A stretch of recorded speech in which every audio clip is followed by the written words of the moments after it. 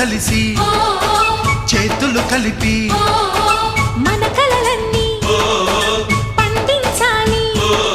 ఒక చోట పుట్టని కోడళ్ళు అయ్యారు అమ్మకే కూతుళ్ళు. త్వరలోని ముద్దుగా పుడతారు ఈ తాత పోలికల మనవళ్ళు. ఈ సంతోషాలు సరదాలే మా పండు